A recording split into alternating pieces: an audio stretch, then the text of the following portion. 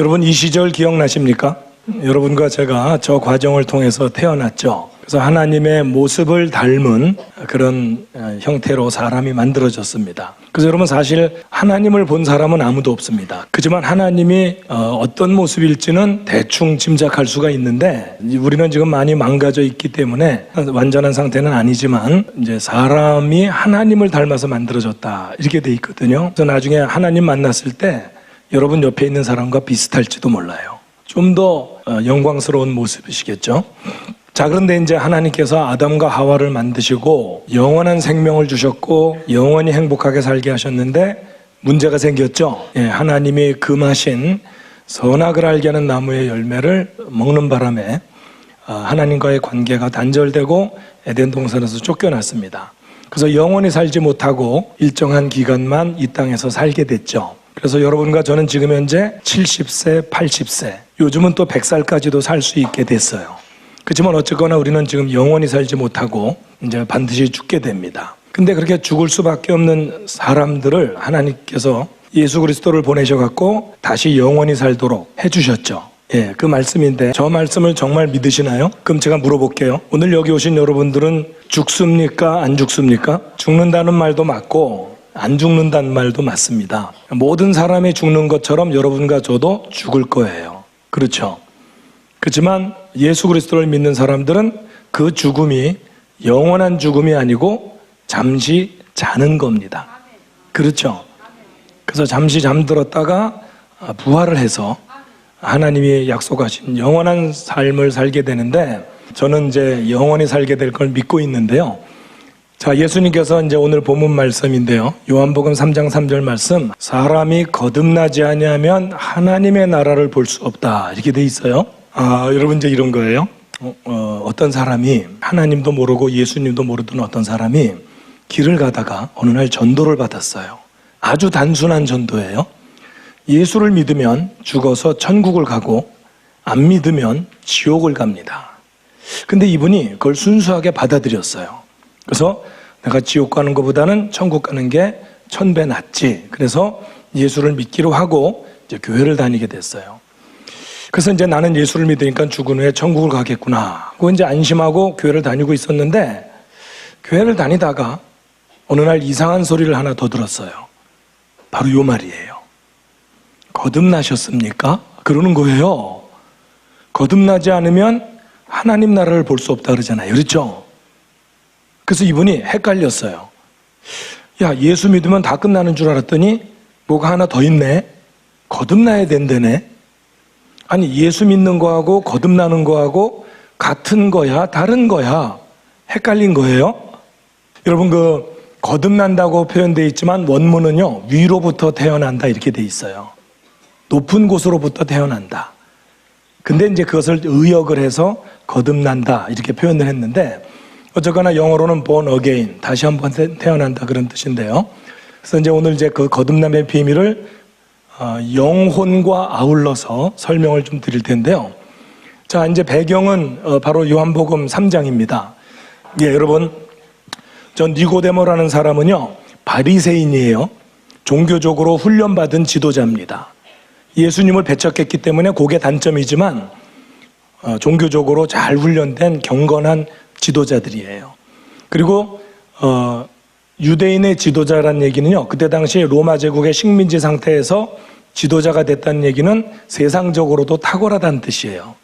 그러니까 종교적으로도 지도자고 세상적으로도 지도자고 나무랄 데 없는 요즘 말로 얘기하면 엄친아예요. 그렇죠?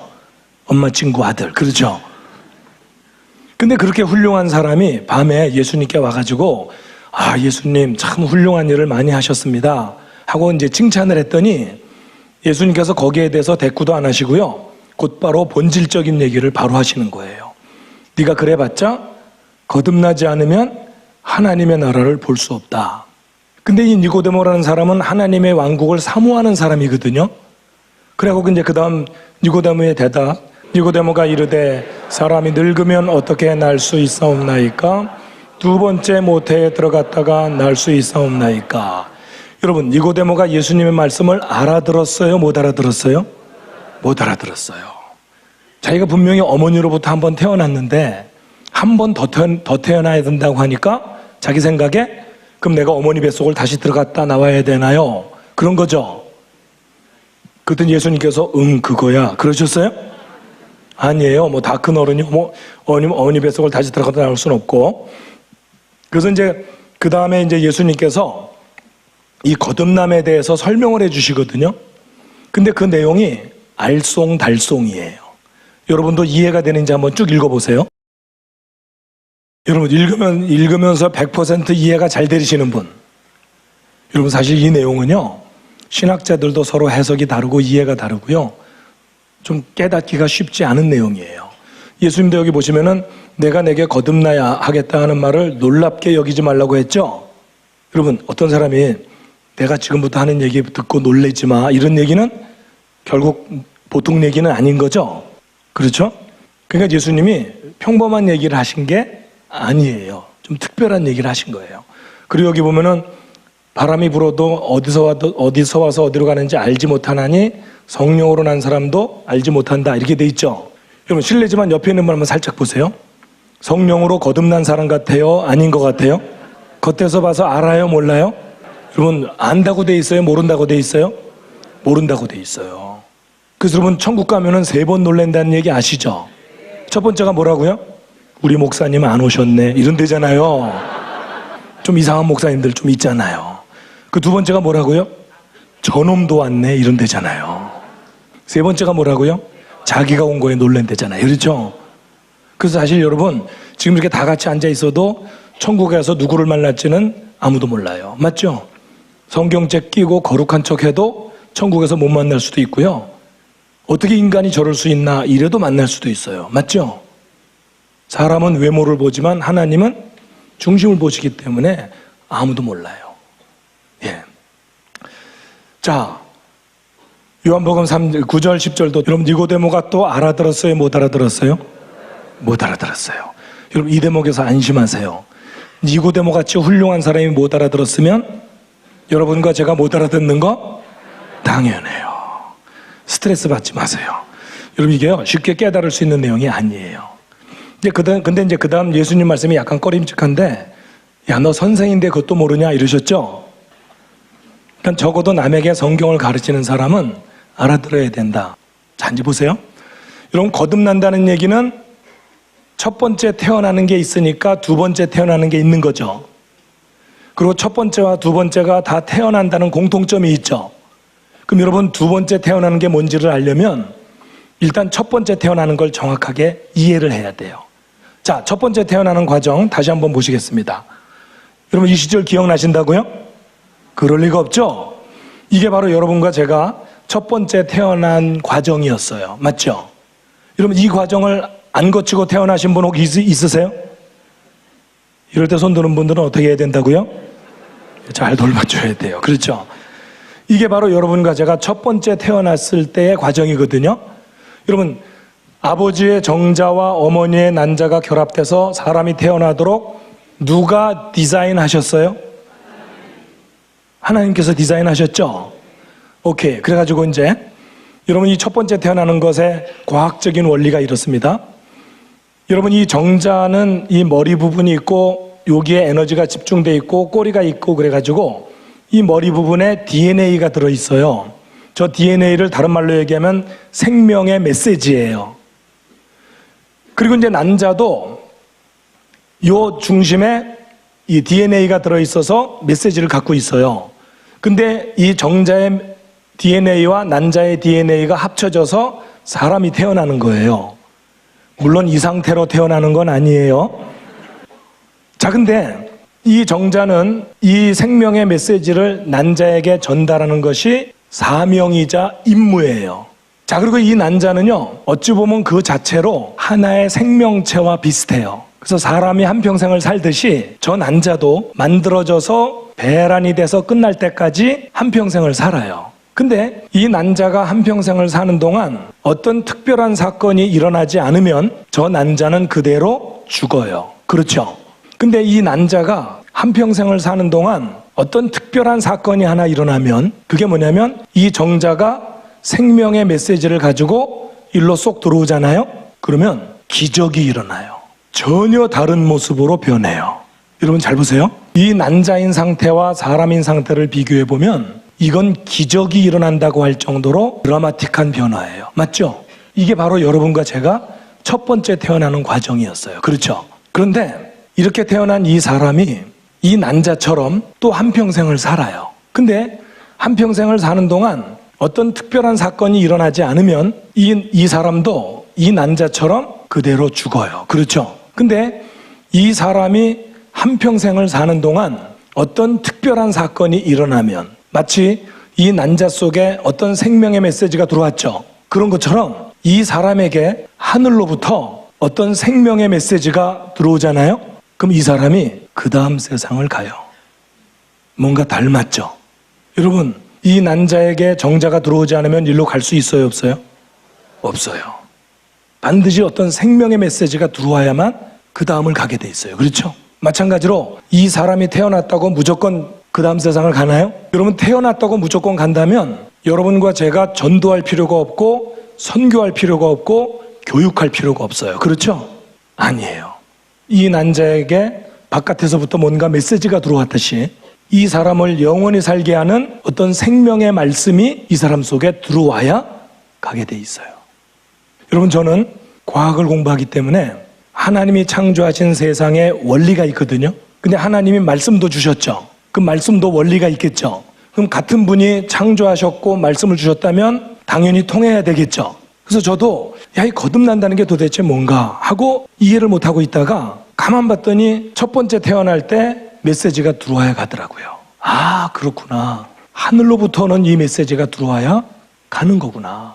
어제 소개해드린 이 우주를 만드시고 이 생명을 그렇게 놀랍게 만드신 그 하나님의 영원한 말씀이 어느 한 사람 속에 들어가면 그 사람을 영원히 살게 하는 능력이 있지 않겠느냐 하는 거예요. 맞습니까? 아, 바로 그거구나.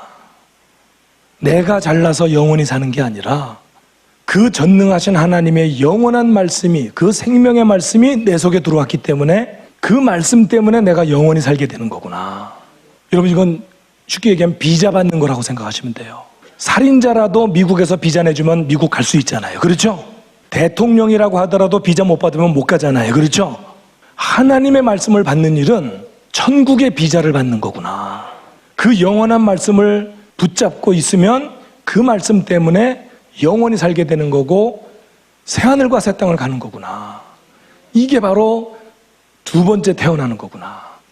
첫 번째는 육체적으로 태어나는 거고요. 그렇죠? 어머니 양수를 통해서 물과 함께 터져 나왔잖아요. 그렇죠? 근데 그 다음에는 하나님의 거룩한 말씀으로 태어나는 거죠. 아, 바로 이게 두 번째 태어난 거고 위로부터 태어나는 거고. 왜냐면 저 말씀은 위로부터 왔잖아요. 그렇죠? 저 하나님의 영원한 말씀을 내가 받아들여야 되는구나. 그래서 제가요, 그렇게 살기로 했어요. 비교적 싱싱할 때 결심을 했어요. 아, 이게 거듭나는 비밀이구나. 높은 지위에 올라가는 것도 아니고 부자가 되는 것도 아니고 명예를 얻는 것도 아니고 그 거룩한 말씀을 인정하고 그걸 받아들이는 거구나. 그래서 여러분, 베드로전서에 있는 말씀 한번 읽어보세요.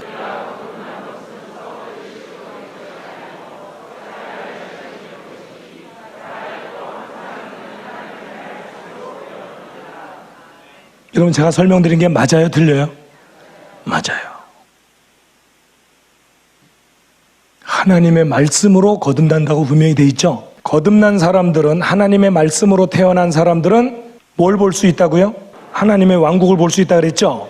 자, 다시 한번 물어볼게요. 여러분에게는 하나님의 왕국이 보이십니까? 이건 좀 자신 있게 대답하기가 좀 어렵죠? 도와드릴게요.